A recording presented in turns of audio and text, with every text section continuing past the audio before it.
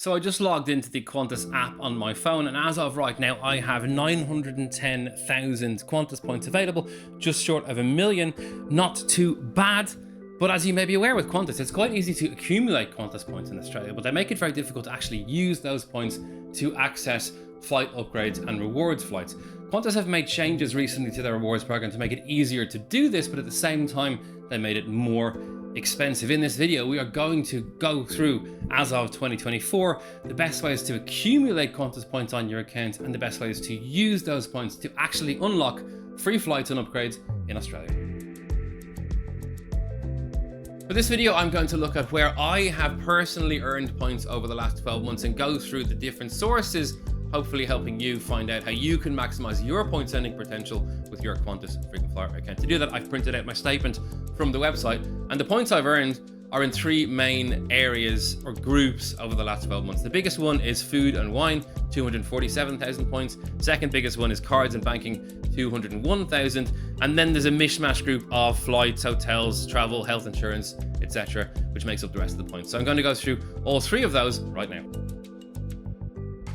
So looking at my food and wine spending, it divides basically into two different groups. The first one is everyday rewards points from Woolworths. If, like me, you have a family and you do shopping in Woolies every week, you might be part of the Everyday Rewards program.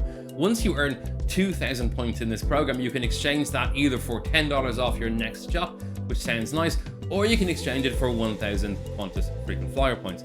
If you look at how much an individual Qantas frequent flyer point is worth, well, it depends on how you spend it. We'll get into that later in the video, but roughly at a basic level, one Qantas point is worth about 2 cents, which means if you exchange your Woolworths points for Qantas points, you're getting about $20 in value versus the $10 you would get if you take money off your shop. So if you are part of the Woolworths Everyday Rewards program, make sure you have it set so your points go to exchange for Qantas points rather than dollars off your shop. When it comes to wine, well, it depends on how much wine you go through. As a household, we tend to drink a fair amount of wine, and we also gift wine to friends and such when we go to dinner parties and away at weekends. And we buy all of our wine from the Qantas wine store. We're also Points Club members, meaning we get triple points on the wine and we get free delivery. But if you carefully plan your spending on Qantas wine, you can earn huge amounts of extra bonus points. For example, if you look at mixed cases in the bonus points section and sort by the highest number of bonus points, you will find many cases often with 30,000 or 24,000 bonus points along with the wine. Now, you need to be careful here that you're not overpaying for this wine to get those bonus points. So what I tend to do is look at the wines in the case, look at the price of those wines elsewhere, and make sure Qantas are charging about the same as other websites. But once you confirm that and you're happy with the quality of the wine that you're purchasing, you can easily clock up huge numbers of extra points by purchasing a few cases of wine over the course of the year, as long as you can afford it, as long as you plan your purchases correctly. When it comes to cards and banking, this can be a really good way to earn large numbers of Qantas points in Australia by signing up for frequent flyer credit cards. Big caveat at the beginning though, be very careful if you get into this game, because these cards all have very high interest rates of 20% or more. So you need to make sure you're confident you can spend on the card and pay it off in full at the end of every month. Otherwise, you're putting yourself in a potential debt trap. So if you're confident you can do that, this can be a great way to get some good value from your spending. Personally, I use the American Express Qantas Ultimate card because it has a high points per dollar earn rate of 1.25 points per dollar. So every dollar you spend, you're getting 1.25 Qantas points, up to 100,000 points per cycle, and then it goes down to 1 point per dollar. You also get bonus points with this card, 50,000 right now. That changes depending on special offers at any given time. But the big bonus on this card for me is the annual fee is $450, but you get $450 back in Qantas travel credit. Caveat is you need to spend that credit with the American Express travel website, not the Qantas site, which doesn't have all the flights on Qantas, but generally you'll find a lot there. Generally they're the same price. If you fly a few Qantas flights a year, this can be a great way to earn points from your spending with no cost, as long as you're using the travel credit in Australia. Finally, other spending divides into basically three different categories. The first one is actually flying. You would think with a frequent flyer program, you would earn the most points by frequently flying, but not so much. You don't earn huge amounts of points with flying. For me, it was 31,000 points over the last year. You do earn status credits though, which are essential for getting higher membership tiers with Qantas, which allow you to spend your points more effectively.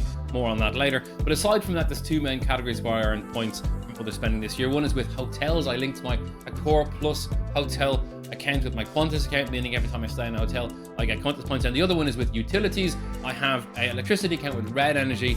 I've signed up there with a Qantas program, and every time I pay my bill, I also get points. Basically, look at any possible way you can add points to your total, even if it doesn't look like much initially, because in the end, every little helps.